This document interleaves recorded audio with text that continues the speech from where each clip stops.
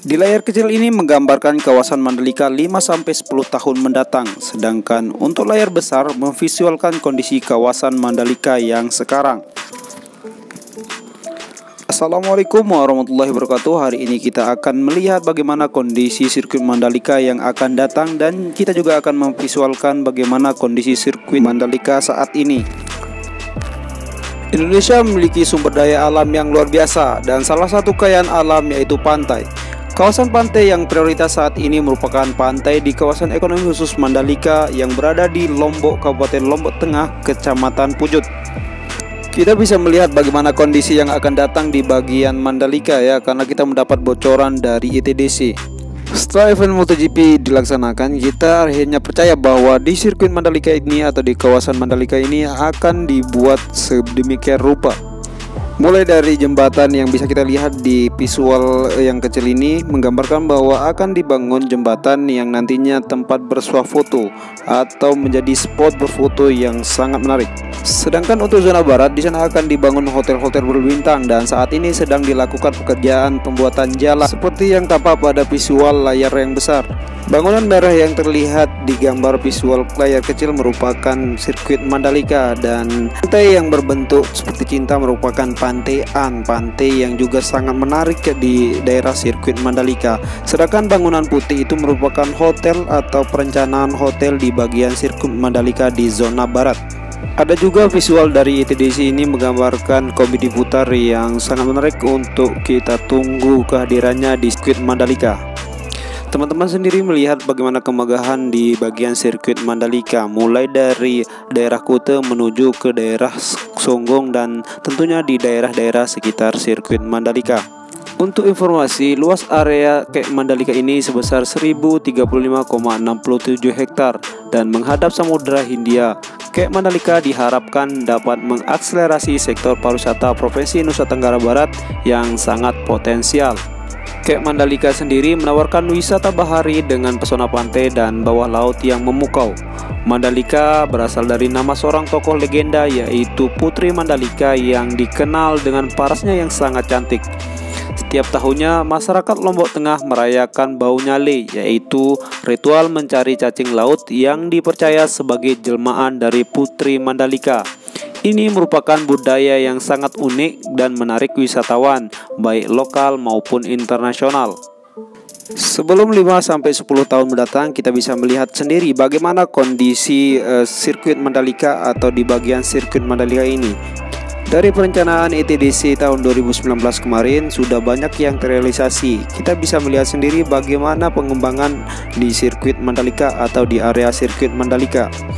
Di layar kecil ini kita bisa melihat bagaimana perencanaan sirkuit Mandalika yang tentunya sekarang sudah terrealisasi, dan itu adalah hal yang fantastis bagi ITDC dan rakyat Indonesia. Walaupun kita tahu masih banyak sarana pendukung yang perlu dibenahi, namun tentunya kita semua sudah melihat sendiri sirkuit Mandalika sudah mampu melaksanakan event MotoGP dunia dan sudah diberikan nilai A+ atau mendapat grade A+ dari Dorna sendiri. Selain wisata alam dan wahana bahari, kita semua sebagai sumber daya manusia yang ada di Indonesia tentunya harus meningkatkan diri agar tidak ketinggalan dengan perkembangan wisata. Dan tentunya itu adalah PR tersendiri bagi masyarakat Indonesia. Sumber daya manusia yang mumpuni tentunya akan meningkatkan perekonomian bangsa.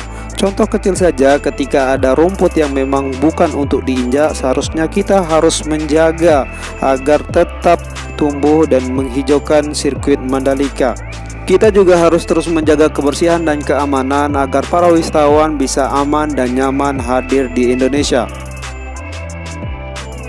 Dari perencanaan yang disajikan, ada sarana pendukung yang sangat menarik yang belum terrealisasi, yaitu monorail. Dan tentunya ini adalah kabar baik bagi kita semua yang menjadi penikmat sirkuit Mandalika. Dan kita semua tahu bahwa pada event MotoGP kemarin, saat para penonton meninggalkan sirkuit Mandalika, terjadi kemacetan yang luar biasa. Pembangunan monorail seperti perencanaan akan menjadi solusi terbaik di sirkuit Mandalika. Monorail akan dibangun dari Pantai Kuta menuju ke sirkuit Mandalika yang tentunya akan menjadi solusi agar tidak terjadi kemacetan. Dan doa kita semua semoga sarana pendukung untuk sirkuit Mandalika ini cepat terrealisasi sehingga kita dipercaya untuk menyelenggarakan event-event dunia lainnya. Hasil dari pergelaran event MotoGP kemarin, banyak event-event dunia yang akan diselenggarakan di sirkuit Mandalika. Untuk event-event dunia yang akan diselenggarakan di sirkuit kebanggaan kita ini seperti GT Asia, IATC, kemudian F1 juga sudah direncanakan hadir atau diselenggarakan di sirkuit Mandalika. Sementara itu, untuk event MotoGP yang kemarin masih banyak keluhan dari para rider dan tentunya akan direspon dengan positif oleh konsultan lintasan sirkuit sendiri.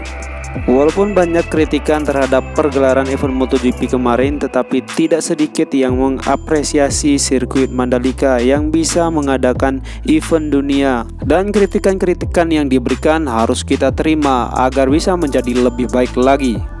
Dan ini dia sarana pendukung yang disebutkan tadi. Ada monorail yang sedianya dapat memberikan kenyamanan pada penonton di sirkuit Mandalika.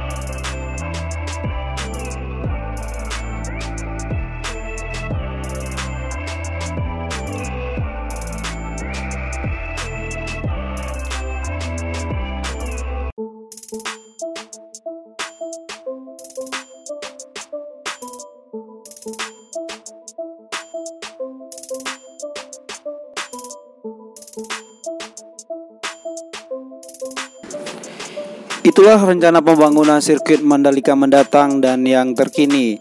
Untuk teman-teman yang punya imajinasi, silakan berikan saran dan kita bahas di kolom komentar.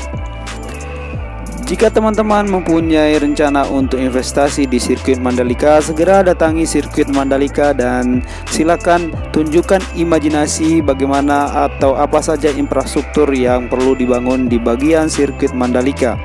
Jadilah bagian dari pembangunan mega proyek nasional dan tunjukkan bahwa Indonesia akan maju. Tanpa dukungan dan partisipasi teman-teman semua, Indonesia tidak akan maju seperti saat ini. Dan terima kasih telah menonton channel kami. Semoga mendapatkan kesehatan dan rezeki yang barokah. Sekian informasi yang bisa kita berikan. Semoga kita dipertemukan di channel berikutnya atau di konten berikutnya. Assalamualaikum warahmatullahi wabarakatuh.